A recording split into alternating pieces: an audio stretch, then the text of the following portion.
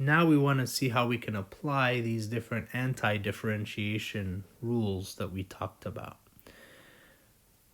Our question here is saying find all functions g such that g prime of x, notice there's a prime here, g prime of x is 4 sine x plus 2x to the fifth minus square root of x all over x. That looks like a very complicated function. But notice they're giving us what the derivative of g is. They're giving us g prime of x. We need to find g. In other words, we need to undo the derivative. And we have these different anti-differentiation formulas to help us. So far I see a 4 times a sine x, so I'm probably going to use this antiderivative rule, and this one here, the antiderivative of sine, would be negative cosine.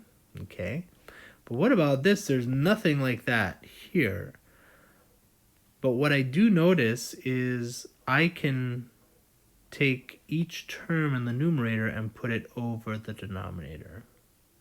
And I can therefore simplify a little bit and get something a little bit easier to work with. So let's work with that and see what happens.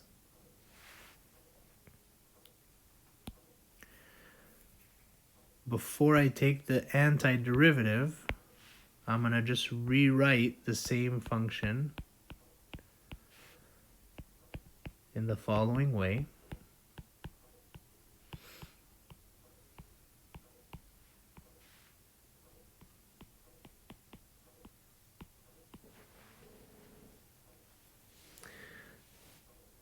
I can simplify a little bit more.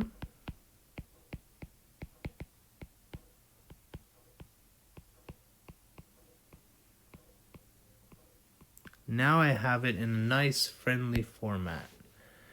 G prime of x is equal to 4 sine x plus 2x to the fourth minus x to the negative 1/2.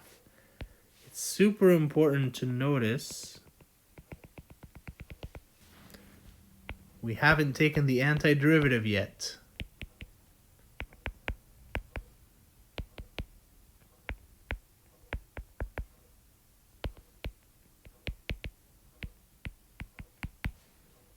That's important to notice. We're just writing it in a way that will help us take the antiderivative more easily. This is a great tip not only in this class, but it'll be a great tip for Calc 2. All right. So now taking the antiderivative, we notice that we have, well, the antiderivative of sine x is negative cosine x. We have this constant multiple.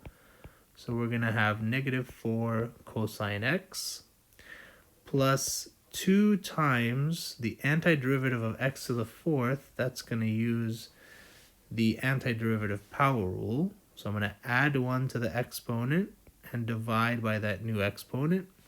Same thing over here. So minus x to the negative 1/2 plus 1. Negative 1/2 plus 1 is 1/2.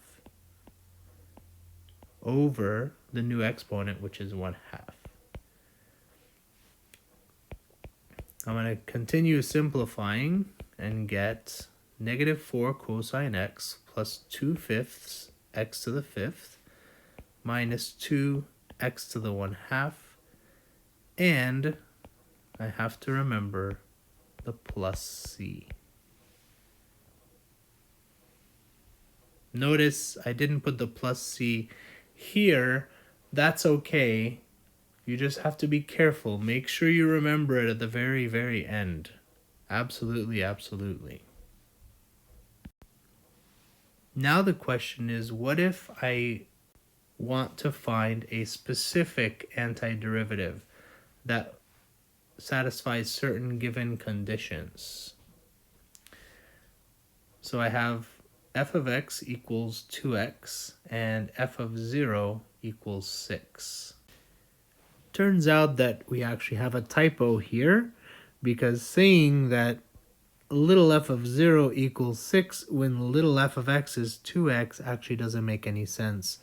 What we mean to say is that capital F of 0 is equal to 6.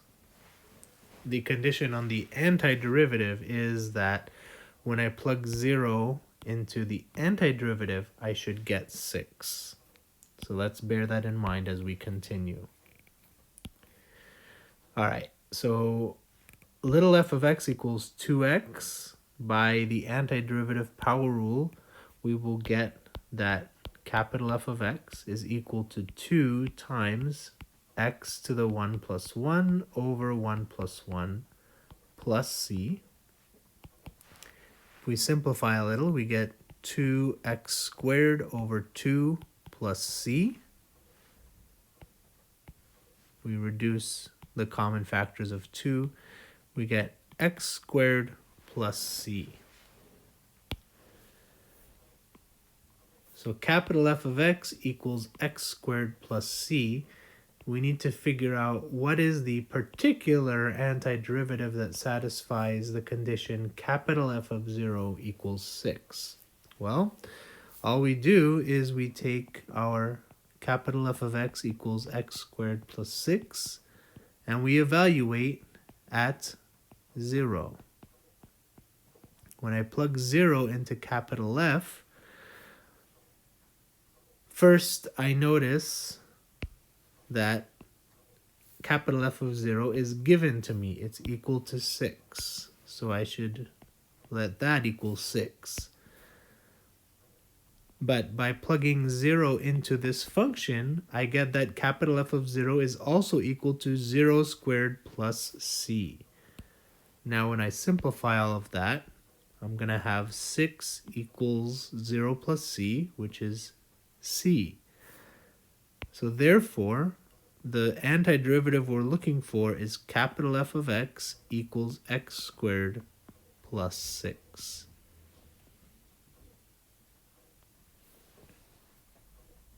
Now, let's try another one. The next example asks, find f of x if f prime of x is equal to x times square root of x, and f of 1 is 2. Read this carefully. Look at where there's no prime and where there is a prime. We're being given the derivative function, and we're being given a condition on the original function. In other words, the antiderivative of this derivative. Let's work on calculating the antiderivative of f prime of x. First thing to notice is, well, this is not in a form that we are able to work with, which means we should do a little bit to rewrite it into a friendlier format.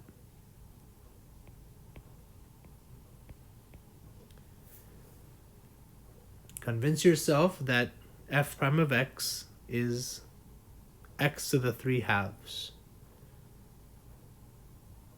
Now that we have that, we can apply, again, the antiderivative power rule. So now I'm going to write f of x without the prime. And I'm going to apply that antiderivative power rule. I'm going to add 1 to the exponent and divide by the new exponent. So I'm going to get x to the 5 halves over 5 halves. When you divide by 5 halves, that's the same as multiplying by 2/5. Dividing by a fraction is the same as multiplying by the reciprocal. I forgot my plus c, but it's okay as long as I remember it at the end. And I have to use this condition. F of 1 is 2. So I have f of x equals 2/5 x to the 5 halves plus c. Let's plug 1 into this function and see what we get.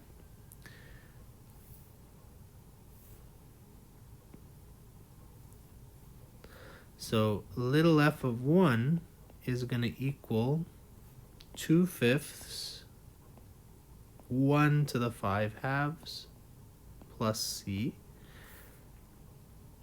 But just as in the previous example, f of 1 is given to us as equaling 2. So I'll put that information on the other side of f of 1. In other words, we're saying that 2 is equal to 2/5 1 to the 5/2 plus c. We're going to solve that equation for c. 1 to the 5/2 is just 1 because 1 to any power is 1. And we have then the equation 2 equals 2/5 plus c. We can proceed from there to solve for c. 2 is how many fifths? 2 is 10 over 5. So it's 10 over 5 minus 2 over 5. We get 8 over 5. And therefore, our final answer for f of x is 2/5 x to the 5/2 plus 8/5.